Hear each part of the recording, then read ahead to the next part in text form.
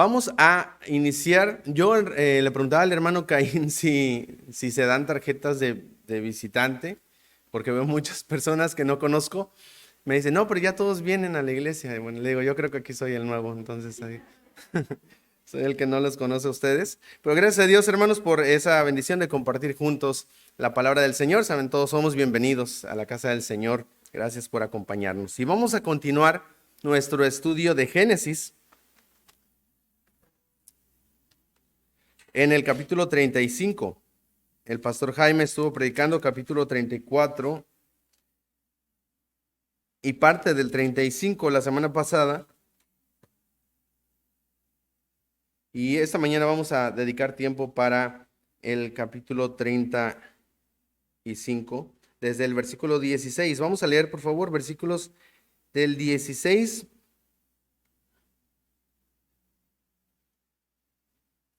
al 21.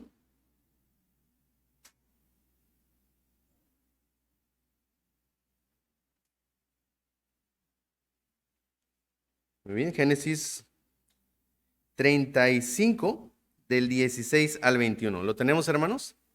Amén. Lo leemos juntos, dice así la palabra de nuestro Dios. Después partieron de Betel y había aún como media legua de tierra para llegar a Efrata, cuando dio a luz Raquel y hubo trabajo en su parto.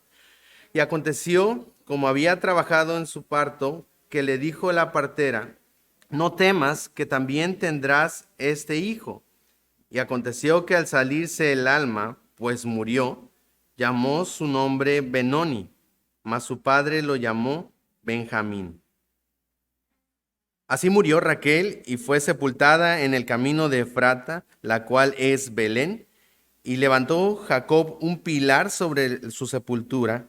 Esta es señal de la sepultura de Raquel hasta hoy. Y salió Israel y plantó su tienda más allá de Migdal Edar.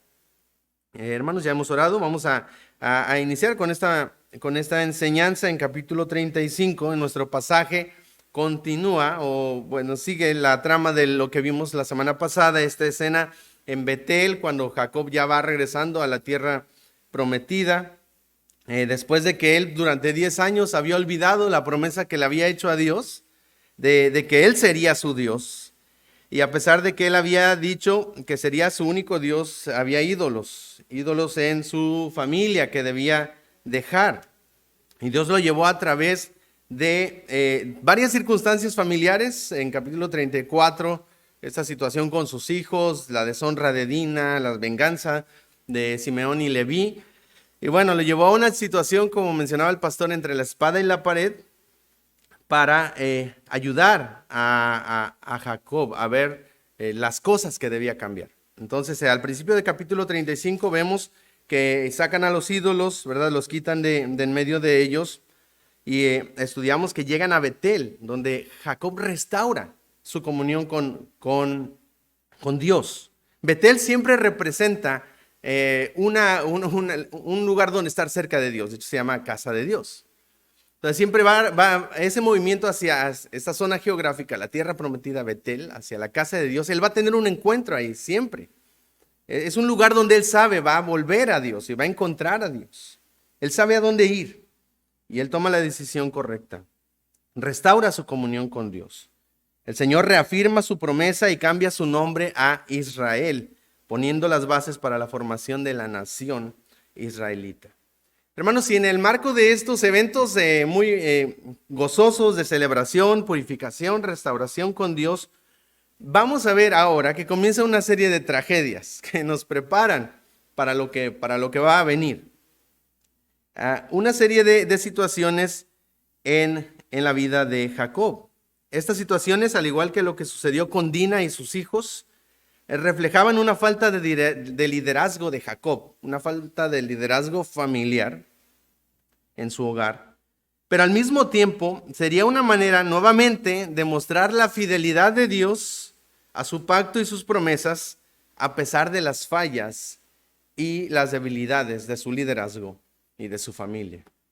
Entonces Dios iba a mostrar su fidelidad y va a venir nuevamente circunstancias difíciles a la vida de Jacob. Y hasta este punto parece que pues el patriarca no ha descansado. Le han pasado una tras otra, ¿verdad? Pareciera que vez tras vez tiene que enfrentar circunstancias que lo llevan a momentos de tensión donde él debe de desarrollar esa confianza, aprender a confiar y depender del Señor. Hermanos, y es que así es la vida cristiana, así es el camino del Señor, a la vida del creyente. Vamos a enfrentar, hermano, lucha tras lucha, porque el Señor quiere ayudarnos a recordar que nuestra esperanza no puede venir de este mundo. Vienen problema tras problema y casi salimos de uno y viene otro. Porque lo único que tenemos seguro viviendo en este mundo caído es aflicción, dolor y muerte. Tu esperanza no puede venir de este mundo. Tu esperanza debe venir de Cristo. Por esa razón Jesús dijo, en el mundo tendréis, ¿qué? Aflicción. Él no prometió una vida de prosperidad, de bienestar y de riqueza y de salud. Nunca prometió eso. Él lo que prometió, después de decir esas palabras, en el mundo tendréis aflicción, ¿qué dijo? Pero confiad, yo he vencido al mundo. Él nos llama, hermanos, a vivir una vida de fe, y es la clase de fe que Él quiere desarrollar en el patriarca Jacob. La clase de fe que Dios quiere desarrollar en nosotros. En medio de las aflicciones, de las crisis, de los desastres, de la pandemia, en medio de todo, Él quiere desarrollar nuestra fe.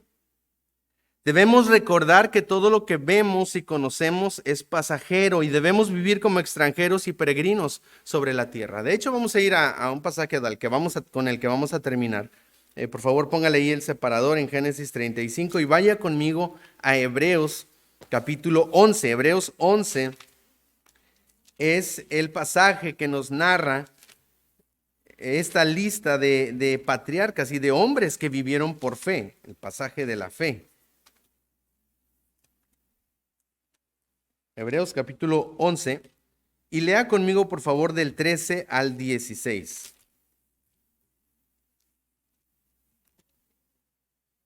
Hebreos 11, del 13 al 16. ¿Lo tenemos, hermanos? Leemos juntos, dice así. Conforme a la fe, murieron todos estos sin haber recibido lo prometido, sino mirándolo de lejos y creyéndolo y saludándolo y confesando que eran extranjeros y peregrinos sobre la tierra, porque los que esto dicen claramente dan a entender que buscan una patria.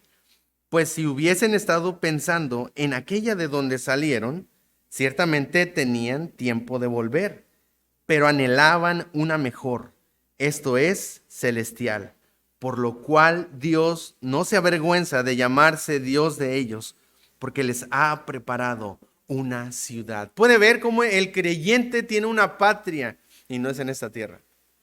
Tiene una nacionalidad nueva que es con el Señor. Y los hombres de fe caminan con la vista puesta no en esta patria, sino en la celestial.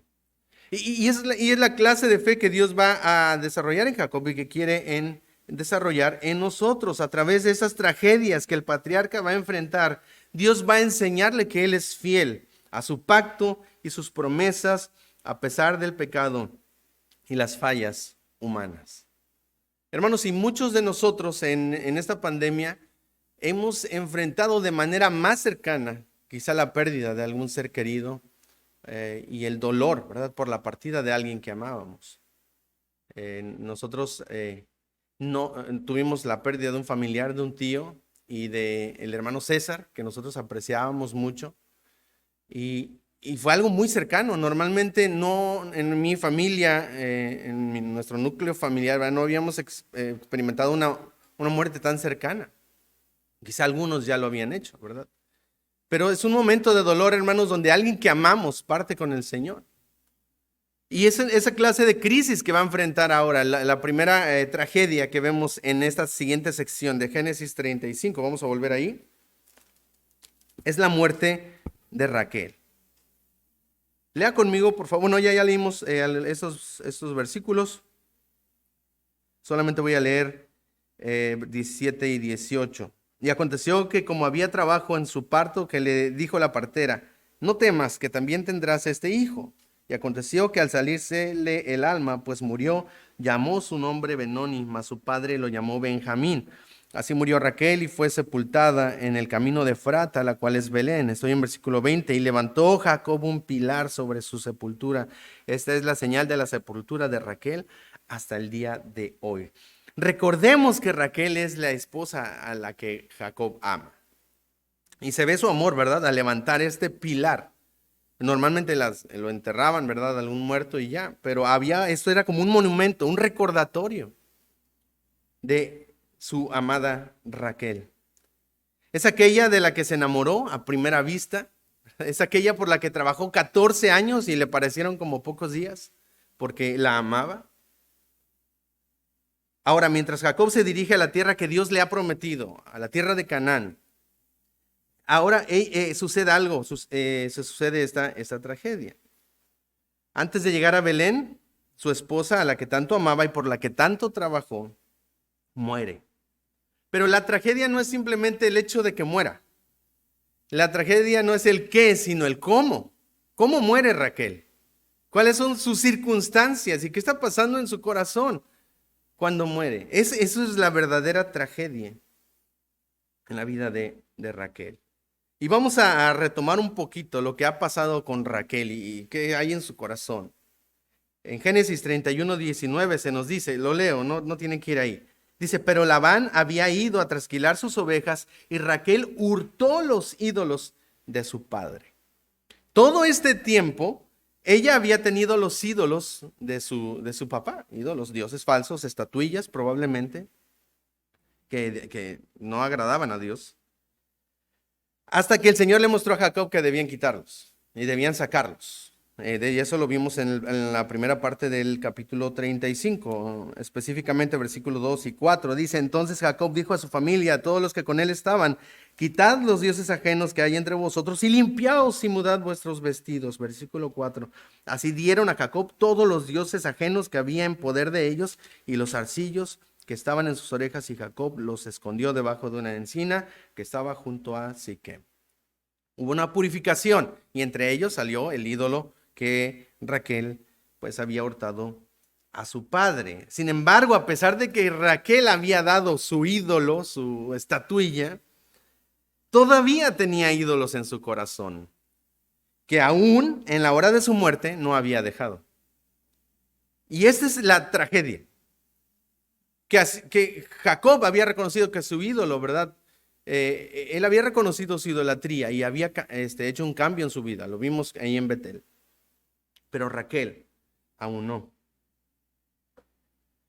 Todavía tenía ídolos en su corazón. Mire lo que dice Génesis. Quiero que me diga cuál es el ídolo de Raquel. Génesis capítulo 30, versículo 1. Dice: viendo Raquel que no daba hijos a Jacob, tuvo envidia de su hermana y decía a Jacob: dame hijos, o si no, ¿qué? Me muero. Quiero un hijo, dame hijos o me muero. No puedo vivir si no tengo un hijo. Génesis 30, versículos 22 al 24. Y se acordó Dios de Raquel y la oyó Dios y le concedió hijos y concibió y dio a luz un hijo y dijo: ha quitado mi afrenta, y llamó su nombre José, el primer hijo, ¿verdad?, de ella, José. Y dio gracias a Dios, ¿verdad? Y glorificó a Dios, ¿no? ¿Sabe cómo termina el versículo? Dio a su hijo diciendo: añádame Jehová otro hijo. Espérate, te acaba Dios de cumplir esa petición que tenías tan especial y no estás satisfecha con ello. Quiero otro hijo. Su ídolo era la maternidad y sus hijos. Ella idolatraba a sus hijos, tener hijos. Ahora, después de muchos años, Dios le concede por segunda vez ser madre. Raquel dio a luz tras un parto difícil, un parto asistido, ¿verdad? Y la partera le anima, le dice: no temas, también vas a tener este hijo, ánimo. Y pues obviamente las parteras en aquel entonces eso hacían, ¿verdad? Como el doctor, ¿verdad? Trata de animarle ahí en el momento del del parto, o la enfermera le dice cómo respirar y le anima.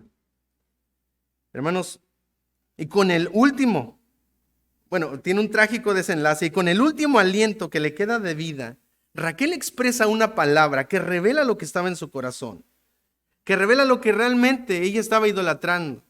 Con su último aliento, mire lo que dice: y aconteció al salírsele el alma, pues murió, llamó su nombre Benoni. Benoni. Fue la última palabra que ella pudo decir al ver que el niño había nacido y morir. La palabra Benoni es la palabra hebrea que significa hijo de mi aflicción o hijo de mi dolor. Antes de eso, Raquel había visto a su primer hijo como un motivo de gozo, como un motivo de celebración, de alegría, pero no solo eso, sino que lo veía como un símbolo de victoria en la competencia con su hermana. Estaban compitiendo por los hijos. ¿Se acuerda que hasta le compró las mandrágoras, verdad? Y rentó al marido. Situación un poco extraña, cultural también. Veía a sus hijos como símbolos de victoria y de competencia contra su hermana. Había idolatrado tanto la maternidad que ahora lo único que le había dejado, su ídolo, ¿sabe qué era? Dolor y aflicción. Benoni. Benoni. Y eso puede suceder, hermanos, con cada ídolo en nuestro corazón. Puede que dejemos, si usted pasó del catolicismo, ¿verdad?, al cristianismo, puede que quitó las imágenes, pero hay ídolos que son más difíciles de quitar, son más difíciles de descolgar, que se aferran a nuestro corazón caído. Cada cosa que está tomando el lugar más importante de Dios en nuestras vidas, cada cosa que toma nuestro tiempo, nuestro esfuerzo, nuestro dinero, ya sea la comodidad, el placer sexual, el entretenimiento, las relaciones amorosas, ya sea el dinero o cualquier otra cosa, cada cosa que tome el lugar de Dios en nuestro corazón es un ídolo. Y al final, lo único que te va a dejar tu ídolo va a ser vacío y dolor. Porque hemos sido creados para algo mayor. Porque hemos sido creados, hermanos, para encontrar nuestro gozo y nuestro placer, no en este mundo, sino en Dios y su gloria. Raquel había dejado de ser agradecida con lo que ya tenía. Ella deseaba hijos o se moría. Lea deseaba hijos para sentirse amada. ¿Recuerda? Cuando tuvo su primer hijo, dijo: ahora sí me va a amar mi marido porque ya tuve hijos. Pero Raquel ya era amada. Era amada en sobremanera, tenía una porción especial para Jacob. Pero no había sido agradecida con lo que ya tenía y siempre buscaba más y quería más y quería más. El problema es que su insatisfacción en la voluntad de Dios para su vida la llevó a competir con su hermana. A pesar de que Dios ya le había dado un hijo, no fue agradecida, ella quería más. Y ese deseo egoísta, hermanos, la llevó al punto en el que ni siquiera pudo disfrutar a sus hijos. Ella quería hijos y ni siquiera pudo disfrutar a sus hijos. Murió dejando 2 hijos pequeños y uno recién nacido. Hermanos, si no somos agradecidos con lo que Dios nos ha dado y siempre queremos más y queremos más y queremos más. Un nuevo teléfono, ¿verdad? El iPhone 13, que no sé qué. Un nuevo trabajo, más dinero, otro hijo, pues otro esposo, ¿verdad? Otra esposa. Siempre viviremos una vida insatisfecha. Siempre viviremos una vida de aflicción. Porque estamos intentando llenar un vacío que tiene la forma de Dios. Porque estamos intentando llenar ese hueco con cosas para encontrar nuestra identidad y nuestra satisfacción en cosas que solo Dios puede satisfacer. Raquel había dejado de ser agradecida. Hermanos, y hablando acerca de la paternidad, tristemente muchos de nosotros como padres podemos deformar la crianza de nuestros hijos al punto que llegamos a idolatrarlos también. También llegamos a idolatrar a nuestros hijos y desarrollamos lo que Paul Tripp llama una crianza posesiva, en su libro de la crianza de los hijos, el cual recomiendo bastante, ha sido de mucha bendición para nuestra vida. Hay un podcast con el hermano Mateo y la hermana Susana sobre ese libro también. Él dice que muchos padres buscan su identidad en sus hijos, lo que hizo Raquel. Piensan que su trabajo es hacer que sus hijos lleguen a ser algo en la vida. Estos padres se enfocan en formar a sus hijos en lo que ellos creen que sus hijos deben ser. O sea, establecen sus metas en la vida de sus hijos. Y lo cual les confirma que son padres exitosos. O sea, si él hace esto, yo soy exitoso, yo soy un buen padre. Cosas como un buen desempeño académico. Tiene 10 en la escuela, ¿verdad? Tiene 9, o al menos no reprobó. Logros deportivos, habilidades musicales, éxito social, se convierten en los medidores de una crianza exitosa. O sea, si el padre logra que su hijo haga estas cosas, es un padre exitoso, ¿verdad? Es un buen padre, buena madre. Hablamos de padres en general, ¿verdad? Hombre, padre y madre. Padres que desarrollan este tipo de crianza posesiva inconscientemente convierten a sus hijos en sus trofeos. Quieren ser capaces de presumir a sus hijos en público para obtener la admiración de las personas que los rodean. Los hijos bajo esta autoridad viven frustrados y cansados de llevar la pesada carga de la reputación de sus padres. Y cuando los hijos fallan o tienen comportamientos malos, son el objeto de la ira y el enojo de los padres que están más preocupados por cuidar su propia imagen o del qué dirán que lo que realmente está en el corazón de sus hijos. Y muchas veces, como Raquel, tenemos este sentido de competitividad egoísta, ¿verdad? Mi hijo hace esto, mi hijo ha logrado esto, mira a mi hijo. Y lo publicamos en Facebook para que todos lo vean. Porque es nuestro trofeo, nos da identidad, nos da gozo, es nuestro ídolo. Sin embargo, ya seas padre o madre, tu identidad no debe estar en tus hijos, sino en Jesús. Tu trabajo no es cambiar a tus hijos, es representar a Cristo y el Evangelio a ellos. No se trata de alcanzar tus metas, sino de cumplir los propósitos que Dios tiene para tu hijo y para tu vida, que es glorificarlo a Él. Somos llamados para su gloria, no para la tuya. Somos llamados para la gloria de Dios. Raquel estaba tan centrada en lo que quería, que al final el idolatrar la maternidad de esa forma solo le había traído aflicción. En ese momento, hermanos, Jacob interviene. Mire lo que dice. Y aconteció que al salirse el alma, pues murió, llamó su nombre Benoni, mas su padre lo llamó Benjamín. Un cambio muy sutil en la forma hebrea de la palabra, que pasó de ser hijo de mi aflicción a hijo de mi diestra. Muy diferente al significado. Hijo de mi diestra. Hermanos, sin embargo, también es triste ver que Jacob interviene demasiado tarde. Él no había ministrado el corazón de su esposa. No le había ayudado a identificar sus ídolos. No le había ayudado a confiar en el Señor. No le había ministrado para ayudarla a descansar en la voluntad de Dios. En saber que si Dios le había dado un hijo, era su voluntad y aprender a estar contentos con ello. Déjame decirte que las fallas en tus hijos y tu esposa son un reflejo de tus fallas como líder y como esposo. No estoy diciendo que tú y yo tenemos la culpa, porque cada quien toma sus propias decisiones, sino que son un reflejo de nuestra falta de liderazgo espiritual. Las luchas que mi esposa tiene, o que mi hijo tiene, o las actitudes, ¿verdad? Son un reflejo de mi liderazgo espiritual en mi hogar. Y estoy hablando a los hombres. Una de las luchas más grandes que Jacob tuvo fue con sus hijos. Vimos esto con Simeón y Leví en el capítulo anterior, capítulo 34, donde sucede todo este desastre, ¿verdad? De matanzas y venganza y violación. Hermanos, pero más tarde mostraría un favoritismo. ¿Sabe hacia quién? ¿Alguien recuerda qué sigue en la historia de Génesis? José, hasta una túnica de colores, ¿verdad?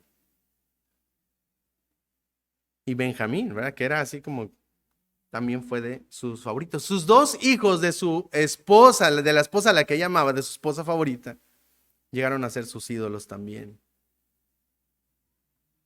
Jacob también iba a idolatrar a sus hijos, lo cual traería graves conflictos familiares. Y uno de esos conflictos, ¿verdad?, que vemos reflejado en este momento, en este pasaje, es en la siguiente sección. Vamos a pasar al capítulo 35 del 22 al 26. Rubén, el primogénito, es el protagonista de la segunda tragedia. La primera tragedia fue la muerte de Raquel.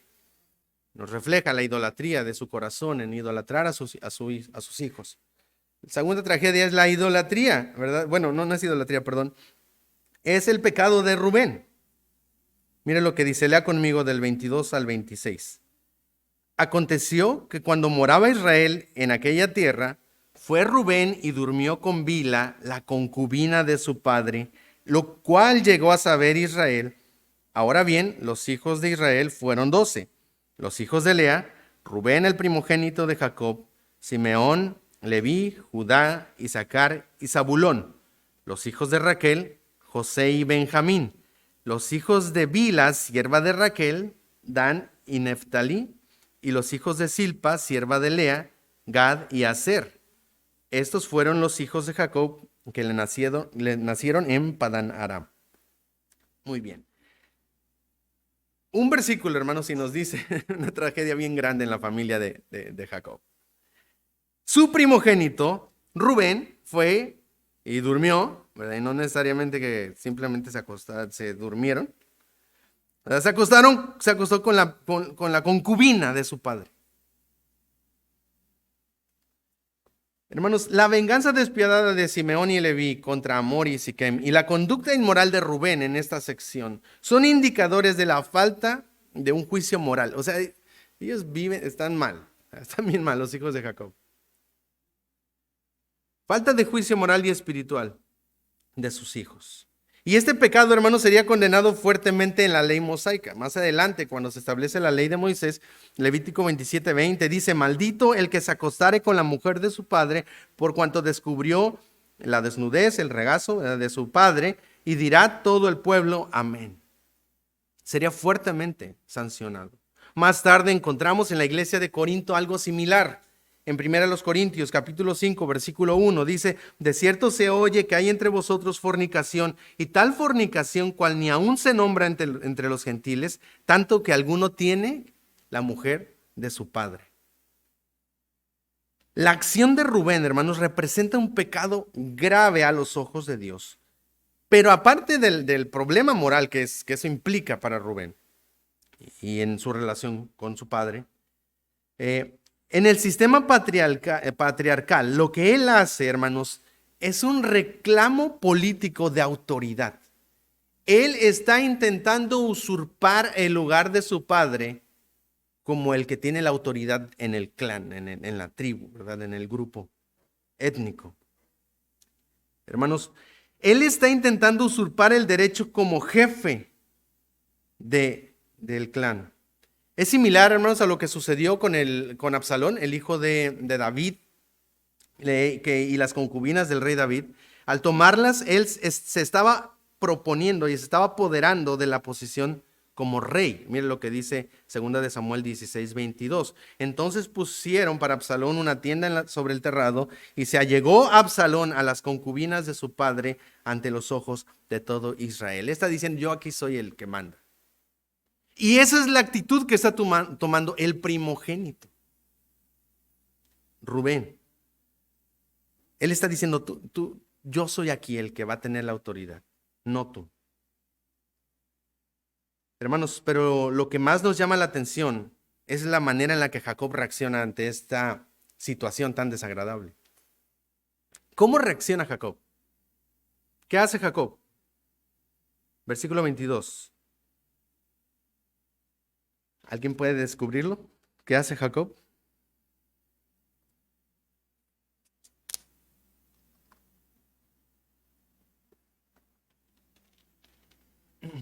Una palabra.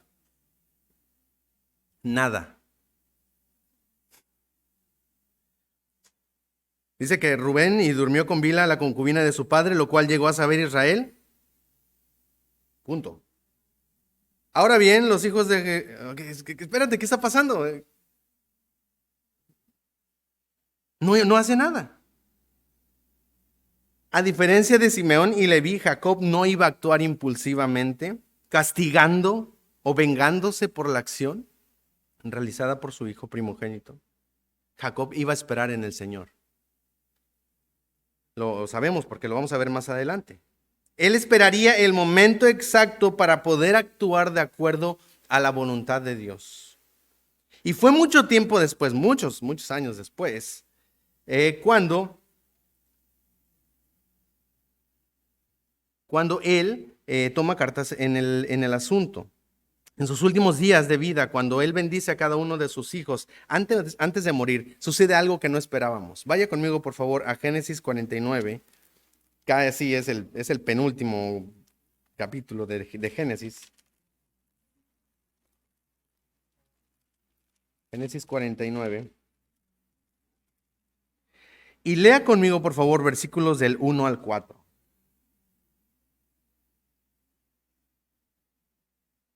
Va a ser, ya está por morir Jacob, ya está anciano y va a dar la bendición a sus hijos. Lea conmigo del 1 al 4. Dice así: y llamó Jacob a sus hijos y dijo: juntaos y os declararé lo que os ha de acontecer en los días venideros. Juntaos y oíd, hijos de Jacob, y escuchad a vuestro padre Israel.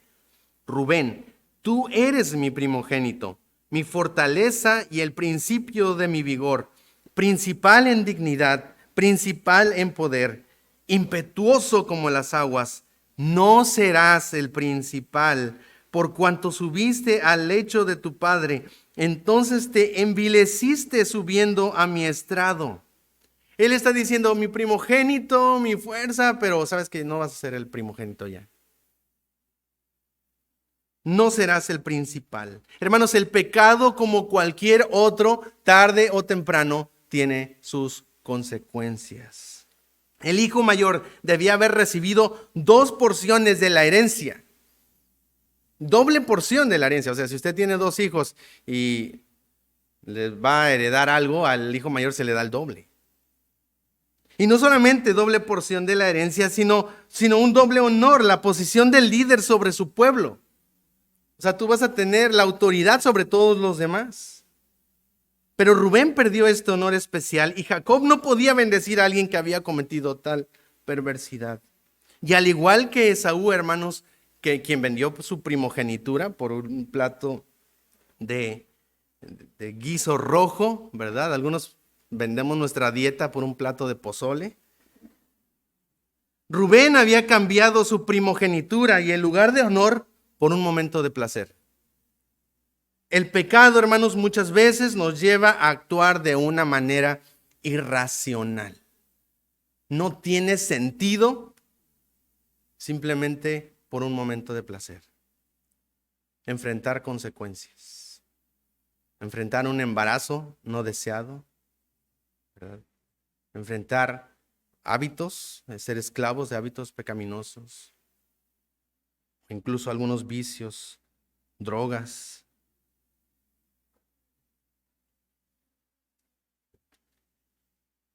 Las consecuencias de nuestro pecado, hermanos, pueden ser inmediatas o a veces pueden llegar mucho tiempo después. Para Rubén llegaron en este momento, ¿verdad? Justo cuando su padre, él espera la bendición y le dice: no, ni vas a ser el primogénito tú. Es más, los otros 2 tampoco, porque recuerden, los que siguen en la línea, ¿quiénes son? Los que el pastor predicaba la semana pasada. Simeón y Leví, y dice, versículo 5, Simeón y Leví son hermanos, armas de iniquidad sus armas, en su consejo no entre mi alma ni mi espíritu se junte en su compañía, porque en su furor mataron hombres y en su temeridad, dice, desjarretaron toros. Maldito su furor que fue fiero y su ira que fue dura. Yo los apartaré en Jacob y los esparciré en Israel. Wow, parece que estas bendiciones son maldiciones para sus hijos. ¿Y quién recibiría la línea que continuaría con la promesa del Mesías? Judá, te alabarán tus hermanos, tu mano en la cerviz de tus enemigos. Los hijos de tu padre se inclinarán a ti, cachorro de león de Judá. Y versículo 10 da una promesa futura a su hijo Judá. No será quitado el cetro de Judá, ni el legislador de entre sus pies, hasta que venga Silo, y a él se congregarán los pueblos. Una promesa de la venida del Mesías. No a través del primogénito, ni del segundo, ni del tercero. A través del cuarto. Hermanos, esto nos muestra cómo estaba la situación familiar en casa con Jacob. Hermanos, cuando cometemos un pecado podemos pensar que no pasa nada, que quizá nadie se dio cuenta, pero el pecado tarde o temprano tiene consecuencias. Si no es en esta vida, es en la venidera. Dice 2 Corintios 5:10, porque es necesario que todos nosotros comparezcamos ante el tribunal de Cristo para que cada uno reciba según lo que haya hecho mientras estaba en el cuerpo, sea bueno o sea malo. Va a haber un juicio. Y vamos a enfrentar al juez justo que no se le escapa nada. Pero la esperanza del creyente es que Cristo tomó las consecuencias de nuestro pecado. Cristo tomó las consecuencias de nuestro pecado y las colgó en la cruz. 1 de Pedro 2:24, quien llevó él mismo nuestros pecados en su cuerpo sobre el madero, para que nosotros, dice, estando muertos al pecado, vivamos a la justicia, y por cuya herida fuisteis sanados. Él llevó las consecuencias de tu pecado.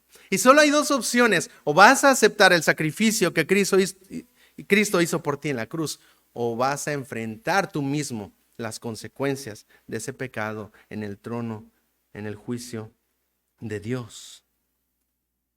La relación de Jacob con los hijos de Lea quedó muy fracturada desde el capítulo anterior, ¿verdad? Porque Dina, Simeón y Leví son hijos de Lea. Le habían turbado. Y ahora vemos el pecado de Rubén, y más tarde descubriremos que tampoco Judá era como dicen, una perita en dulce. Vamos a ver a Judá, por ahí del capítulo 39, me parece. Está entre José, aquí está, 38, Judá y Tamar. Una situación un poquito triste en la vida de Judá. Es por eso que Jacob se enfoca en los hijos de su amada difunta Raquel, José y Benjamín, tomando a José como su favorito. Pero ahora en este contexto, hermanos, se nos presenta la lista de 12 hijos de Jacob. Y no sé si a usted no le parece extraño, o a mí sí, me puse a pensar qué hace esta lista aquí. Después de decir que Rubén se durmió con Bilha y los llegó a saber Israel, pero en ese momento no hizo nada, esperó en el Señor. Y dice después, y ahora bien, los hijos de Israel son estos, y se nos da la lista de los 12 hijos de Israel.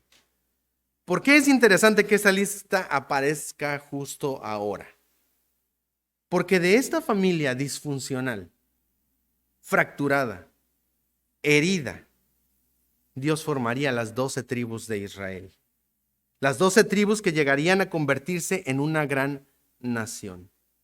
Pero este privilegio, hermanos, no sería porque ellos fueran muy buenos, sino porque Dios es muy bueno. De hecho, ¿verdad? Ni Judá, quien sería el que continuaría la línea mesiánica. Hermanos, el punto aquí es la fidelidad de Dios a su pacto, a pesar de la infidelidad del hombre. Hermanos, Dios iba a formar la nación de Israel a través de los 12 tribus y a pesar de los 12. Hermanos, Dios puede transformar y restaurar tu vida. De hecho, ellos van a pasar un proceso de restauración. Al final de Génesis, hermanos, encontramos una escena muy bonita de perdón y de restauración con José, ¿verdad? Y realmente pensaríamos, pues el que sigue la línea sería José, porque José era el favorito y José, mira cómo Dios lo usó. José simplemente fue usado para salvar a los 12 y salvar a Judá para continuar la línea del Mesías, pero esa ya es otra predicación. Hermanos, Dios puede restaurar. Dios restauró a esos 12 y lo vamos a ver al final de Génesis, no ahora. Dios puede transformar tu vida, puede usarte a pesar de tu pecado, puede usarte a pesar de tu pasado. Él quiere hacerte un instrumento útil para su gloria. Hermanos, esto es lo que hemos visto con Jacob. Fue un engañador, un mentiroso, pero Dios lo transformó hasta ser Israel. Pero todo comenzó cuando él tuvo un encuentro real con Dios en Betel, cuando Dios fue su Dios y él aprendió a confiar en el Señor.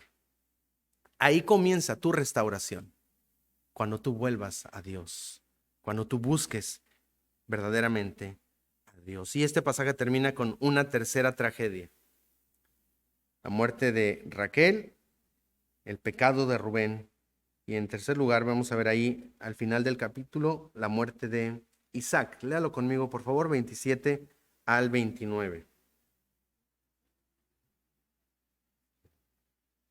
Lo leemos, dice así: Después vino Jacob a Isaac su padre, a Mamre, a la ciudad de Arba, que es Hebrón, donde habitaron Abraham e Isaac. Y fueron los días de Isaac 180 años, y exhaló Isaac el espíritu, y murió, y fue recogido a su pueblo, viejo y lleno de días, y lo sepultaron Esaú y Jacob, sus hijos. Mientras algunas relaciones en la vida de Jacob se deterioraban, otras relaciones se fortalecían. Y podemos ver a Jacob y su hermano Esaú, que en algún tiempo se querían matar. Ahora se unen para acompañar a su padre al final de sus días, a la hora de su muerte. Este hecho, hermanos, demuestra una completa y continua reconciliación entre Esaú y Jacob. Y lo que ellos hicieron, hermanos, fue ir a ver a su padre, no cuando les dijeron ya se va a morir. O sea, ellos estuvieron ahí por un buen tiempo, acompañándolo, hasta que el Señor se lo llevara a su presencia. Hermanos, podemos ver ahora una completa reconciliación entre Esaú y Jacob, quienes aún después de la muerte de su padre repartieron la herencia. Vemos a Esaú reconociendo a Jacob como el primogénito legítimo, ¿verdad?, de parte de Dios. De hecho, después de que se apartaron, después de que terminó esto, de que su padre falleció, ellos se apartaron pacíficamente. Mire lo que dice capítulo 36, versículo 6 y 7. Dice, y Esaú tomó sus mujeres, sus hijos y sus hijas y todas las personas de su casa y sus ganados y todas las bestias y todo cuanto había adquirido en la tierra de Canaán, y se fue a otra tierra, separándose de Jacob su hermano. Él decide, mire, irnos por la paz y estamos tranquilos, ¿verdad? Nos vamos, porque los bienes de ellos eran muchos y no podían habitar juntos, ni la tierra en donde moraban los podía sostener a causa de sus ganados. Entonces vemos que ellos terminan bien como hermanos, ¿verdad?, a pesar de toda la historia triste que habíamos visto. El resumen que se hace de la condición de la vida de Israel, de la vida de Isaac, perdón, nos habla de una vida próspera y completa, una vida bendecida. Versículo 29, y exhaló Isaac el espíritu, y murió y fue recogido a su pueblo, viejo, lleno de días, y lo sepultaron Esaú y Jacob, sus hijos. Una vida, ¿verdad?, que había sido bendecida por el Señor, aún hasta el último momento. Y el relato, hermanos, parece simple. El relato dice, pues bueno, ¿qué podemos sacar de aquí? Pero cuando empecé a leer todo lo que sigue, el capítulo siguiente, de hecho, algo muy importante es que Isaac es el hijo de la promesa. Y Jacob ha sido confirmado como el heredero de la promesa. Lo que Moisés hace al escribir esta pequeña porción de esta historia es introducir a los siguientes capítulos, en donde resumen, ¿verdad? Es un resumen de la historia familiar de Jacob y después de Esaú, lo que le llaman los teólogos el Toledot. Simplemente son las genealogías, ¿verdad? Y viendo las genealogías de los que son de la línea del Mesías y de los que no son. Entonces, hermanos, lo hace Moisés, quien está escribiendo este libro, para enfatizar la continuación del pacto de Dios a través de Jacob, a pesar de las fallas de Jacob y a pesar de su familia y los pecados de sus hijos. Dios es fiel a sus promesas y continuaría su pacto en ellos. Y capítulo 36, vamos a verlo solamente así en panorama, porque es una lista de nombres, pero comienza dando una explicación de la genealogía de Esaú. Lo que está diciendo es, mira, aquí están Jacob y Esaú, ¿verdad? De estos dos, vamos a ver cómo es la familia de Esaú y después vamos a ver la familia de Jacob. Pero vamos a ver por dónde va a seguir la línea de la promesa que Dios había dado a Abraham. Entonces comenzamos con Esaú, Y mira lo que hace él en los primeros versículos del 36. Dice, estas son las generaciones de Esaú, el cual es Edom. Esaú tomó sus mujeres de las hijas de ¿dónde? De Canaán. Mujeres que Dios les había dicho a los israelitas que no debían tomar. Dios les había prohibido. Y así como Dios había cambiado el nombre de Jacob a Israel, se nos menciona muchas veces en este capítulo que Dios le cambió el nombre a Esaú. O se le cambió el nombre a Esaú. De hecho, lo menciona desde antes, pero aquí nos reafirma que Esaú ahora es, ¿quién? Edom. Versículo 1. Estas son las generaciones de Esaú, el cual es Edom. Versículo 8. Y Esaú habitó en el monte de Seir. Esaú es Edom. Versículo 19. Dice, estos pues son los hijos de Esaú y sus jefes. Él es Edom. Así como que para que quede bien claro, ¿verdad? Versículo 43. Magdiel e Iram, estos fueron los jefes de Edom según sus moradas en la tierra de su posesión. Edom es el mismo Esaú, padre de los edomitas. ¿Por qué esta repetición? ¿Por qué enfatizar tanto que en la genealogía de Esaú es Edom? Pues, hermanos, cuando nos ponemos a pensar en el impacto que esto tendría en los que están leyendo Génesis, en los primeros lectores de Génesis, a los que fue escrito, Moisés escribió esto, y se está leyendo a la segunda generación de israelitas que salió esclavos de Egipto, que están por entrar en la tierra prometida. Edom, hermanos, sería un enemigo constante de Israel desde que salieron de Egipto. La primera batalla, ¿recuerda contra quién la enfrentaron? Cuando salieron de Egipto y estaban subiendo hacia la tierra de Canaán, le salió al encuentro una nación a enfrentarlos en una batalla bien dura. ¿Se acuerda quiénes eran? Los amalecitas. Los amalecitas. Ahora mire lo que dice versículo 12 del 36. Y Timná fue concubina de Elifaz, hijo de Saúl, y ella dio a luz a Amalek. De hecho, lo tenemos en 16, Coré, Gotam y Amalek. Estos son los jefes de Elifaz en la tierra de Edom. Es una tribu de Edom, quienes cuando venía el pueblo de Israel, le salieron al encuentro y querían matarlos. Más tarde, ¿verdad? Cuando subieron, derrotaron a los amalecitas, ¿verdad? Es cuando Moisés necesitaba mantener los brazos arriba. Siguieron y tenían que pasar por la tierra de Edom, ¿no? Vamos a ver todo eso, pero es muy interesante. Tenían que pasar por la tierra de Edom y Moisés le manda cartas al rey de Edom y le dice, hey, tu hermano te dice, déjame pasar por tu tierra, no voy a tocar nada, no voy a beber nada, quiero pasar voy para hacia Canaán. Somos hermanos. ¿Y sabe qué le dice el rey de Edom? Vete de aquí o te ataco. Lo que ellos tuvieron que hacer, un camino corto para llegar a Canaán, tuvieron que ir hacia el desierto, dar la vuelta a Edom y pasar entre Amón y Moab. Bueno, también los enfrentaron. Y llegar a la tierra prometida. Fueron un dolor de cabeza para los israelitas, no solo aquí, sino más adelante, en los días de los reyes. Todas las batallas, cuando usted lea 1 Samuel, del rey Saúl, del primer rey de Israel, fueron contra los edomitas. Todo el tiempo luchó contra los edomitas y filisteos también. Más tarde, cuando el pueblo de Israel fue llevado cautivo en el año 586, me parece, antes de Cristo, y Nabucodonosor se los lleva, y los edomitas que estaban al sur, ¿sabe qué hicieron? Despojaron la ciudad, fueron y saquearon Jerusalén. Dijeron, ya los atacaron, ahora vamos a quedarnos con los restos, lo que quedó. Fue entonces que los profetas Ezequiel, Abdías, Jeremías predicen la destrucción de Edom. De hecho, Abdías es una profecía sobre el juicio contra Edom. O sea, es un libro para Edom. Según el historiador Josefo, los edomitas fueron derrotados por Judas Macabeo en el año 163 a.C. hasta su completa desaparición en el año 70 después de Cristo con la destrucción del templo. La palabra de Dios se cumplió. Otra cosa interesante que encontramos en esta genealogía, no la vamos a leer toda, ¿verdad? Solo estamos viendo un panorama, es lo que vemos en el versículo 31. Léalo conmigo, dice así. Y los reyes que reinaron en la tierra de Edom, antes que reinase rey sobre los hijos de Israel, fueron estos. Y va a dar la lista. ¿Por qué es interesante este comentario del autor? Porque después de los jueces Los israelitas pidieron a Samuel, rey, danos un rey, pero ¿qué dijeron? Como tienen las demás naciones. ¿Y sabe quiénes eran sus vecinos? Edom. Amón y Moab, pero estaban al otro lado del río, un poquito más lejos, también tenían reyes. Sus vecinos más cercanos al sur eran los edomitas, ellos ya tenían reyes.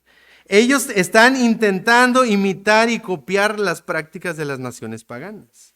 Ellos rechazaron a Dios como su rey y Dios les dio a Saúl, el primer rey de Israel. Ahora, es genealogía, pero ¿qué es lo más importante de esta genealogía? Les he dado algunos datos, solamente históricos y geográficos. Pero ¿qué es lo más interesante?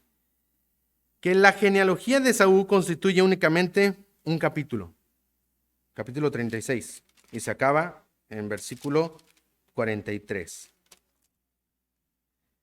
Pero ¿cómo comienza el 37? Ahora vamos, es como si Moisés está diciendo, ok, mira, vamos a seguir las líneas. No es Esaú. Él está ya con su corazón con Canaán, tomó mujeres de Canaán. No. Te da la genealogía para comprobarlo. Vamos con Jacob.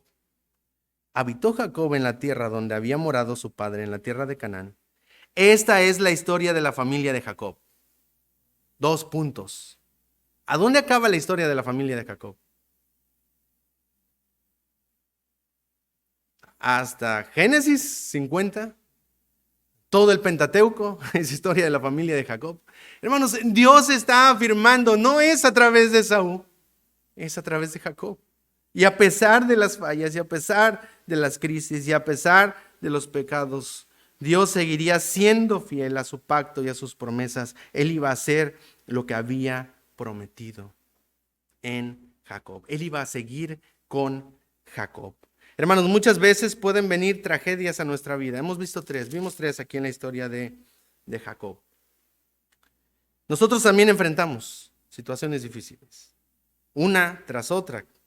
Quizá alguna situación difícil o momento de crisis donde nos preguntamos, ¿qué está pasando? ¿Dónde está la fidelidad de Dios? Tal vez como Jacob hemos perdido a un ser amado en esta pandemia. Quizá la crisis ha llegado en los momentos más inesperados, en los resultados médicos, o aquella mujer que su esposo le ha abandonado, o un marido al que su esposa le ha engañado, un hijo que parece ser cada vez más rebelde. Hermanos, en esos momentos en los que Dios quiere desarrollar en nosotros nuestra fe. Realmente nuestra única esperanza se halla en confiar en la fidelidad de Dios a su palabra y en sus promesas. Mire lo que dice 1 de Pedro 1, 6 al 9. Dice, en lo cual os alegráis, aunque ahora por un poco de tiempo, si es necesario, tengáis que ser afligidos en diversas pruebas, para que sometida a prueba vuestra fe, mucho más preciosa que el oro, el cual, aunque perecedero, se prueba con fuego, se hallada en alabanza, gloria y honra cuando se ha manifestado Jesucristo, a quien amáis sin haberle visto, en quien creyendo, aunque ahora no lo veáis, os alegráis con gozo inefable y glorioso, obteniendo el fin de vuestra fe. Tu fe es probada, pero también tu fe tiene una meta, un fin, que es la salvación de vuestras almas. Primera de Pedro 4, 12 y 13. Amados, no os sorprendáis del fuego de prueba que os ha sobrevenido, como si alguna cosa extraña os aconteciese, sino gozaos por cuanto sois participantes de los padecimientos de Cristo, para que también en la revelación de su gloria os gocéis con grande gloria. Hermanos, y quisiera terminar con Hebreos 11, y vamos a dejar Génesis. Vaya por favor conmigo a Hebreos 11, porque se nos menciona a Jacob. Y se nos menciona un acto de fe de Jacob. Hebreos capítulo 11, versículo 21.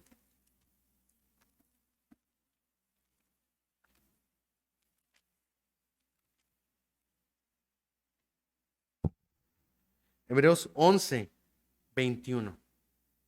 Léalo conmigo, por favor. Dice así.